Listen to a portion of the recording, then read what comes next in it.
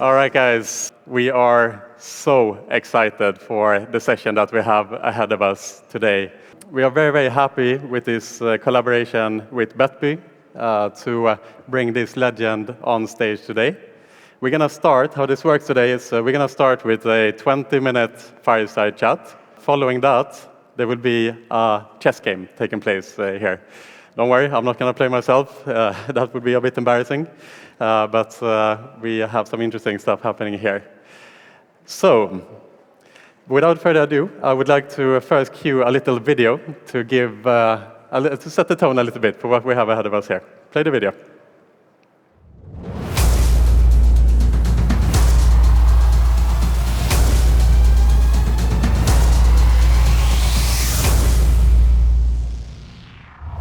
All right, welcome to the stage, Magnus Carlsen.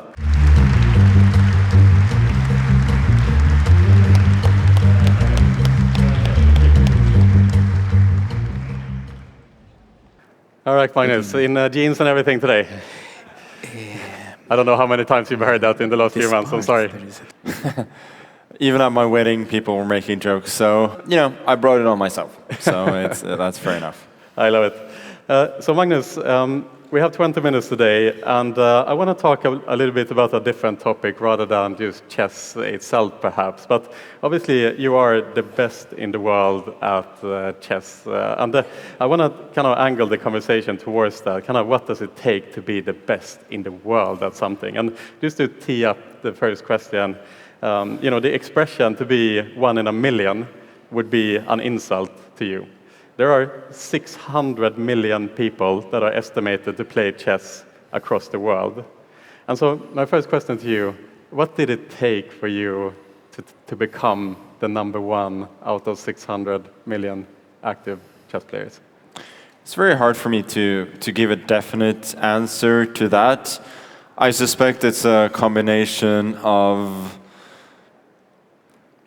dedication, huge passion for chess, circumstances concerning, places I was born, where I've lived, the people who have been around.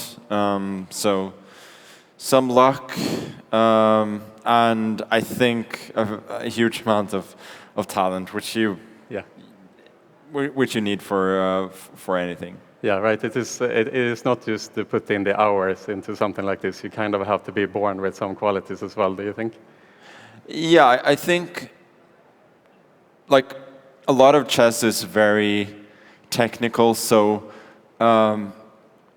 when you start out, you learn the basics, and after a while, when you have had some practice, people develop their own little strategies in terms of opening repertoire and types of positions you like to play, and sort of keeping quite strictly to a few systems. It can get you decently far in chess, but at a certain point, you start playing other people who know all the same things as you do, and then you kind of get stuck. So to get really, really good at chess, as with a lot of different things, you have to learn everything and then sort of learn what the exceptions to the rule are and start making your own rules, and that's when sort of the road to real mastery begins, and that's where some sort of innate talent, I think, combined with all the practice, comes in. And when did you pick up this talent for chess? When did you actually start to play chess? I think I learned the rules quite early. Whether I was 5 or 6 or something, I don't know. It didn't feel like a momentous thing for me. I was a fairly quiet kid in terms of that I love to play with Legos. I have my own little book of flags where I studied, every country in the world. I learned their flags, their inhabitants and area, and the same for municipalities and counties in Norway. So I would do that, and I would do my Legos. I would do maths in my head, which I love to do. And I generally had, some sort of talent for sitting down and concentrating. So my father thought that I might have some talent for chess as well. And it's something that he was really keen on, seeing that he's a very keen amateur chess player and a fairly good one at that. But I didn't really pick up on it at first, so it took a few years before I really got into it. But once I got into it, then I became really dedicated. I wanted to first beat my sister, then compete in the Norwegian Championship under 11, which was about half a year from when I really started to get into chess. So from then on, we had kind of a limited amount of chess magazines and I think 1 or 2 chess books at home, which I would study more or less every day. I had my own little table in the living room with the chessboard and the books and all of that, where I basically ate every meal that I was allowed to. Usually for dinner, I would be dragged to the main table and told that, well, you have to socialize with your family a little bit. But yeah, from then on, I was pretty hooked, and naturally, I started to make a lot more progress than the other kids at my age, because they sort of saw chess more as you would do, football or tennis practice or skiing practice or whatever. Like, you might play a tournament at the weekend, or if you're really good, you might have practice once a week, but you don't really think about it otherwise. But I was already kind of living and breathing chess at that point. Yeah. So you mentioned that you were into flags and so on. Do you still have that skill today? It doesn't stick? I definitely gotten worse at that. I think, like with a lot of people, when you're young, you don't have that much information in your brain, so it's kind of easier to remember what your brain might sort out as insignificant details later in life. So I would say I'm well above average at these things, but it doesn't stick as well as it did back then, sadly. So of course, here I'm putting you on the spot and I'm asking about Nepal. What about the flag of Nepal? Do you remember it? Yeah, I mean, the flag of Nepal is kind of unique, right? Because it's not a rectangle, it's triangular, but so, it's... you got it, you passed the test, Magnus, very good. So, did you ever have the ambition to become the best in the world from a young age? Like, let's say when you picked up this the talent of chess and you really got into it and you started to become more competitive, you obviously left the other kids behind in terms of skill level.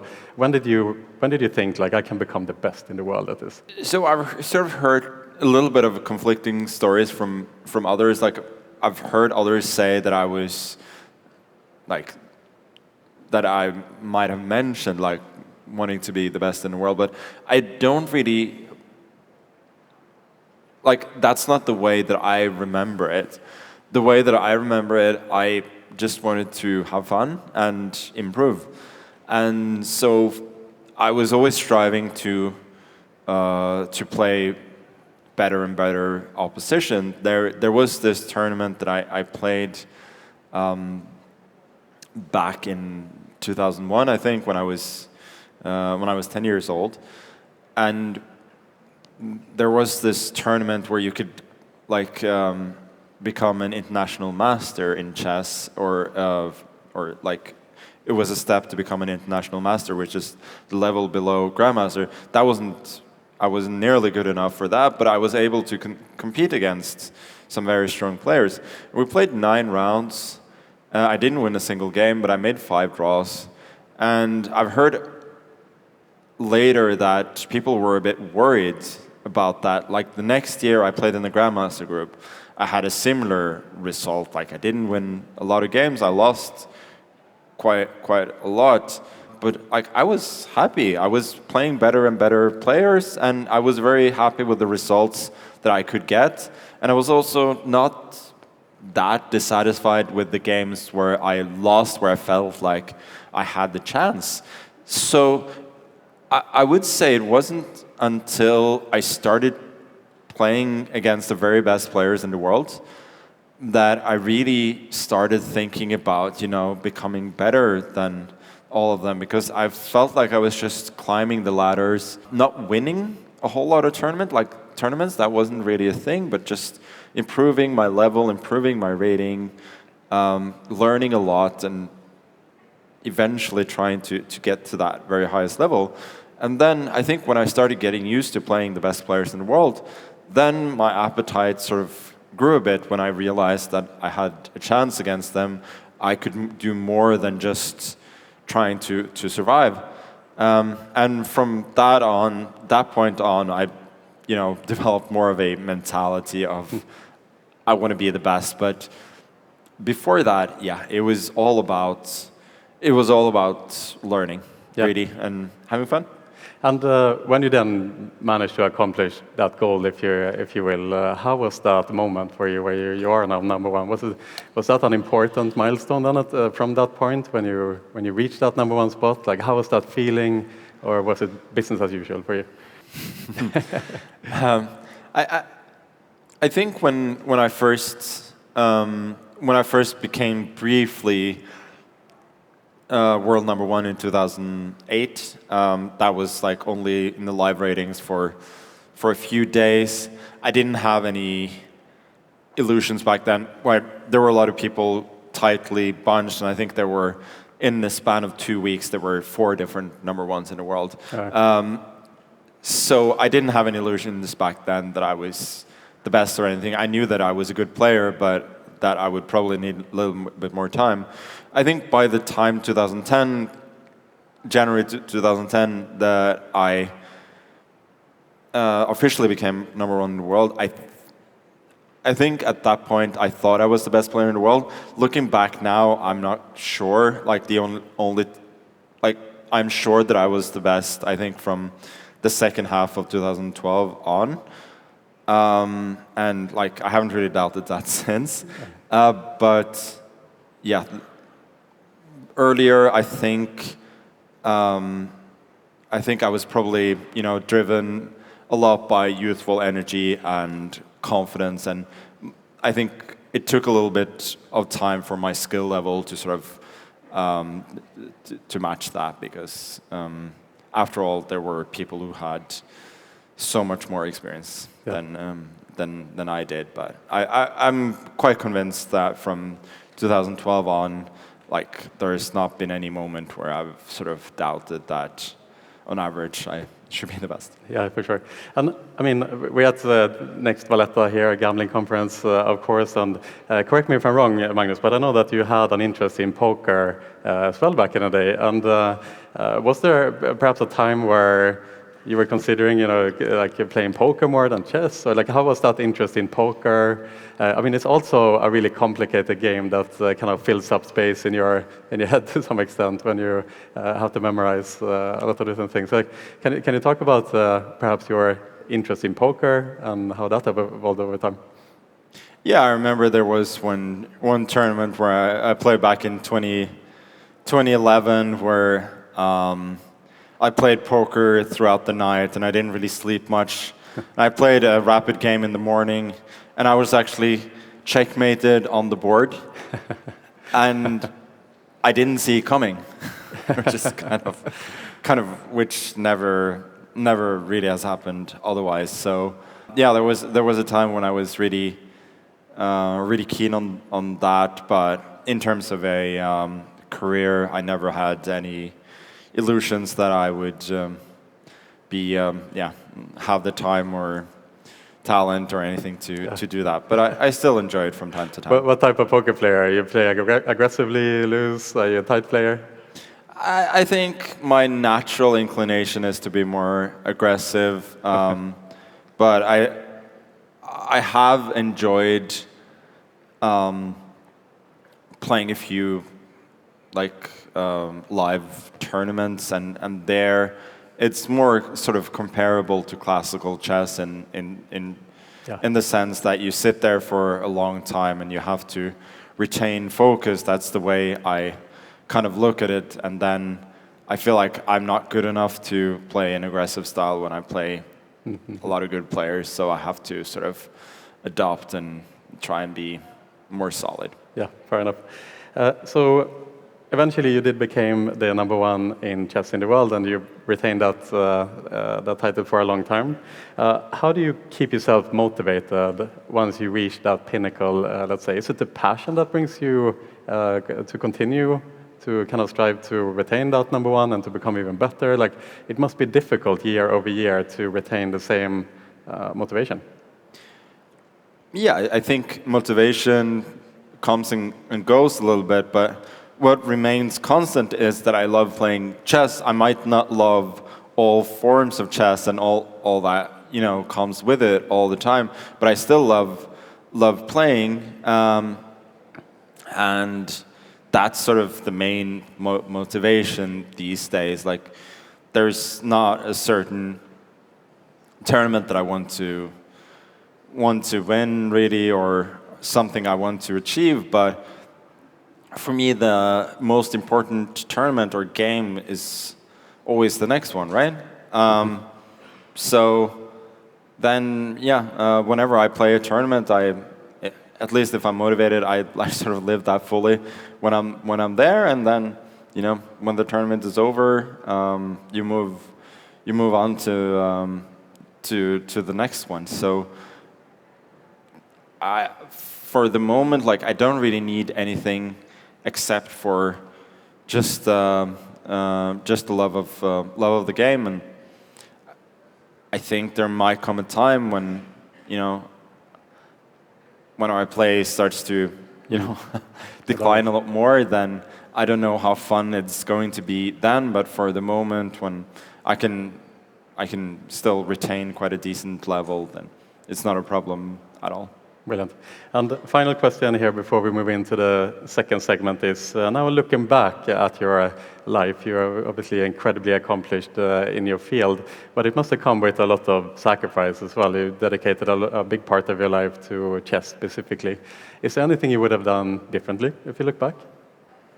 Yeah, I mean, looking back, I remember playing football with my grandfather a few times, and he wanted me to practice more with my right foot, because I mean my left foot is my dominant one, and it's always been quite decent, but my right foot is still more or less only good enough to stand on. So I should have listened to him and practice with my right foot more than... That's the biggest regret.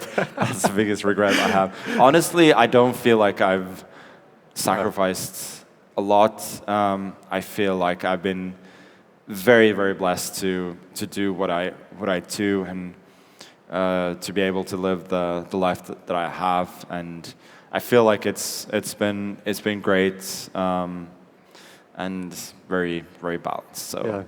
I don't regret anything. Without the love and the passion, it would have been impossible, probably. I've kind of always gone my own way a little bit in chess. I think I learned quite quickly that I don't necessarily need to listen to what everybody is saying. So I've always tried to follow the path where I would, you know, enjoy it the most and feel the best about the game, and that's worked out really well. Awesome. Thank you so much, Magnus. So that is the first segment of this session today. And for those of you guys who don't know, we have been running today in the basement here in Valletta the first inaugural World iGaming Chess Championships. I think we need to trademark that, by the way. And they've been playing a hardcore game down there. And we have the winner of the tournament, who now is going to come out and get the honor of playing Magnus live on stage. So I would like to welcome to the stage Duncan and the winner, Colin Patch, to the stage. Okay. Hi. Okay. Hi. Congratulations, Colin. Thank you. How was the game? How was the tournament? It went well. Yes. Better than expected. Yeah, let's see if you can win the ultimate challenge here. Then. That would be. So feel free, Colin. Would you like to take a seat here, Magnus, as well? So we're not gonna let you off the hook that easy here, Colin, today, because we're gonna make it a little bit more interesting here for the audience today. Magnus is going to play Blindfolded this tournament. So I'm gonna hand this over to you here, Magnus. Make sure you can't see anything. Let's see. All right, Blindfolded. All right. There we go. Okay, nothing. Very good. And I'm going to leave it over to you, Duncan, then, to lead the tournament. So essentially, Duncan here is going to read out the moves that is happening on the chessboard so that Magnus can react to those cues. So, yeah, I'll leave it over. Let's go. So, we're starting. Okay, so I'll start with Lux. Okay, Magnus. E4. C5. Knight of 3.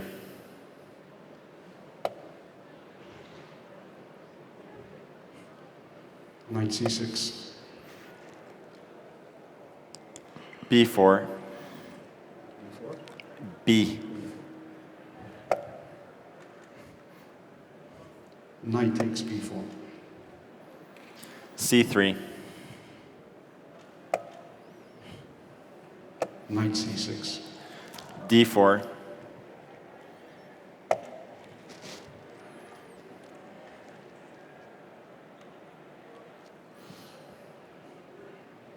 C takes D4. C takes D4. E6.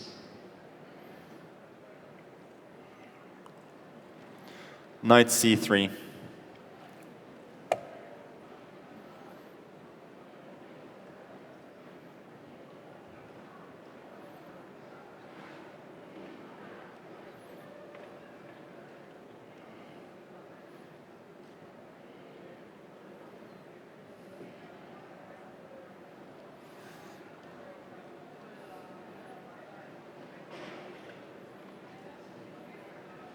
D5.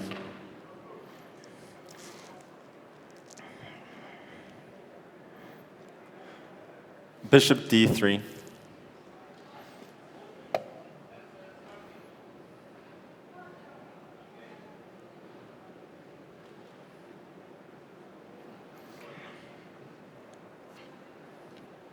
Pawn takes E4. Knight takes E4.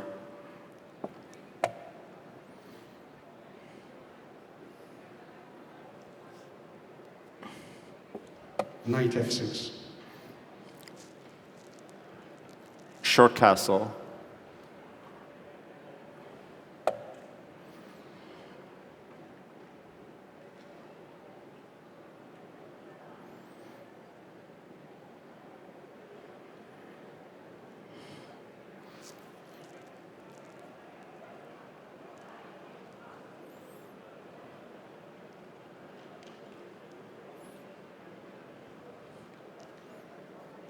Bishop E7.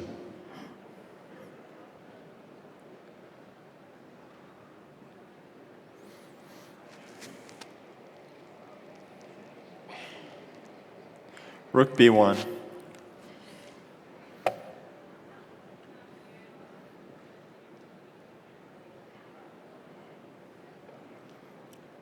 Short castle.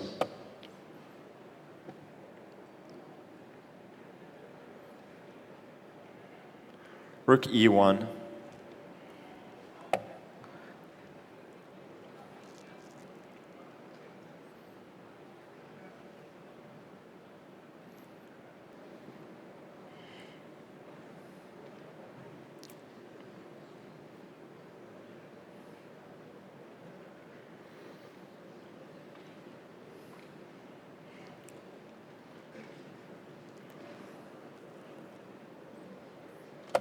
A5.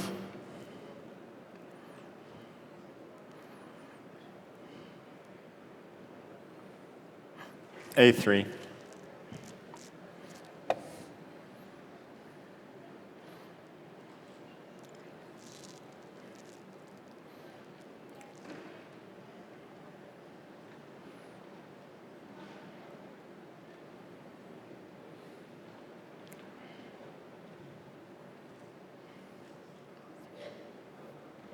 Queen C7.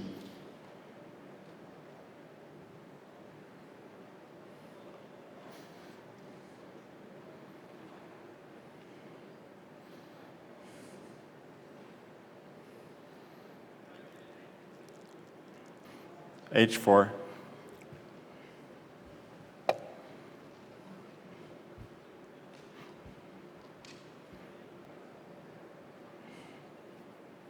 Rook D8. Queen C2.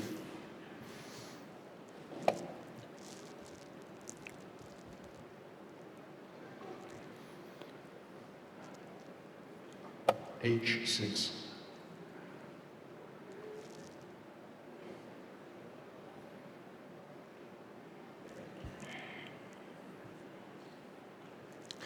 Knight takes F6. Bishop takes F6. Bishop E3.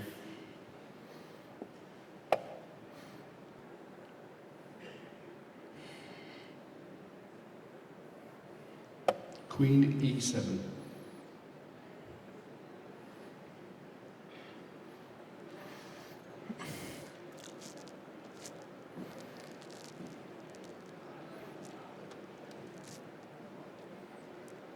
Queen C3.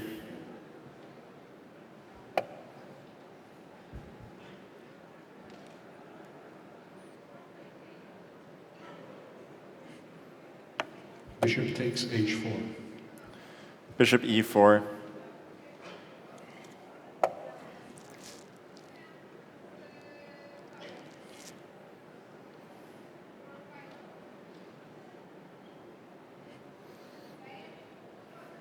Bishop F6. Knight E5.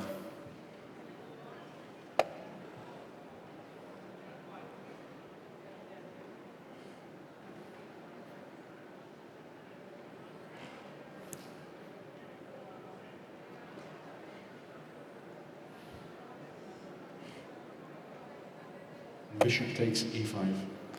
D takes E5. You have 5 minutes 44 seconds. Your opponent has 4 minutes 16 seconds.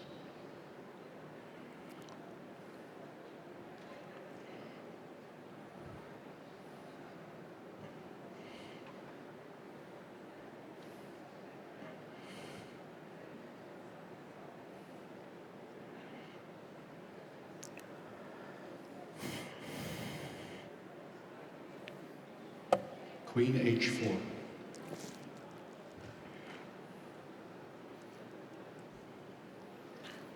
Queen C4.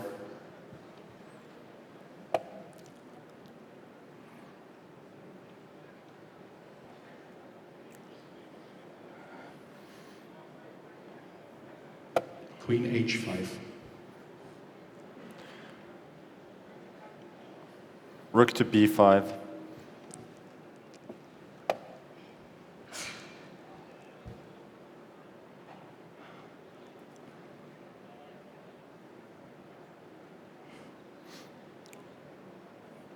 Knight E7.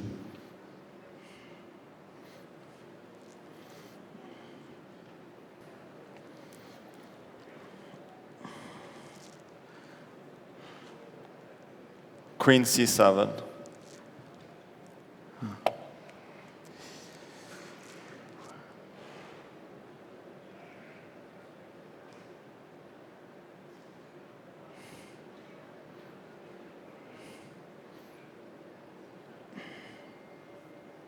Rook D7. Queen C2.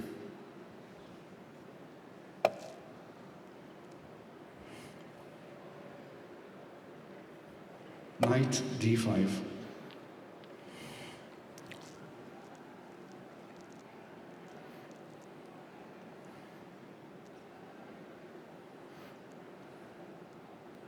Rook C5.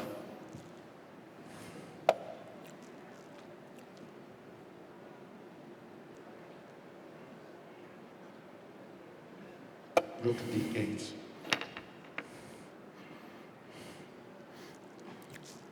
Bishop takes D5. takes d5. Bishop d4. You have 4 minutes. Your opponent has 2 minutes 40 seconds.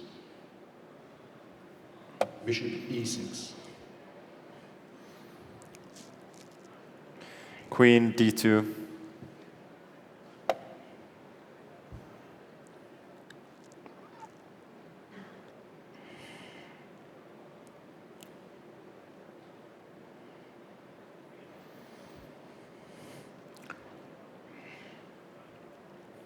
a4. Rook b5.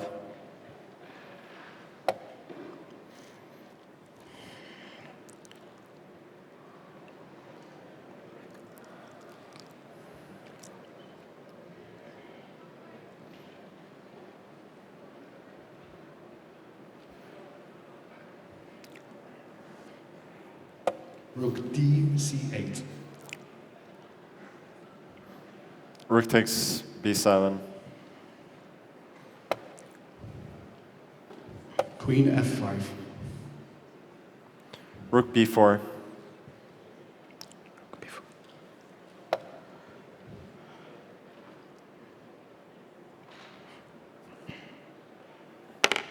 Rook c2. Queen e3.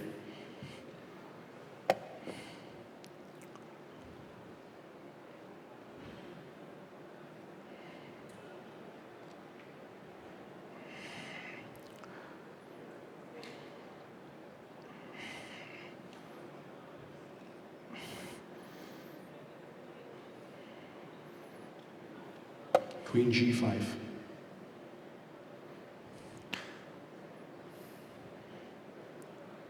Queen takes g5. H takes g5. Bishop e3. g4. Rook a1. Rook c3. King h2. Rook b3. Rook d4. You have 2 minutes 54 seconds. Your opponent has 1 minute 4 seconds. King h7. King g3. King g6. King f4.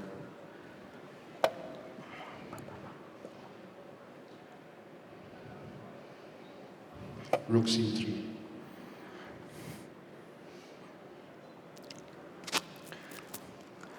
Rook b4. Rook c4. Bishop d4. Rook takes b4. A takes b4. Bishop d7. Rook a3.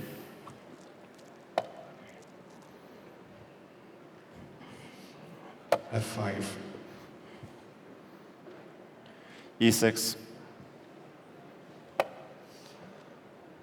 Pawn, bishop takes e6. b5. B5, B5.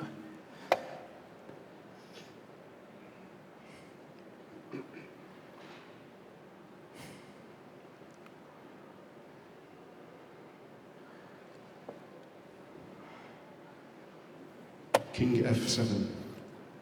b6. King e7. King e5. King d7. Rook c3.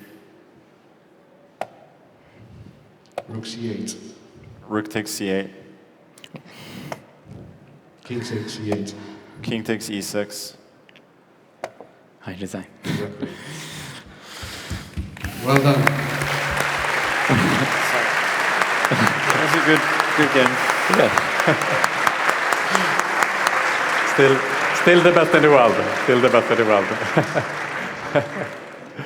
Well done, Magnus. You want to do a short commentary about the game itself? Yeah, I sacrificed a pawn in the opening and I didn't get enough compensation.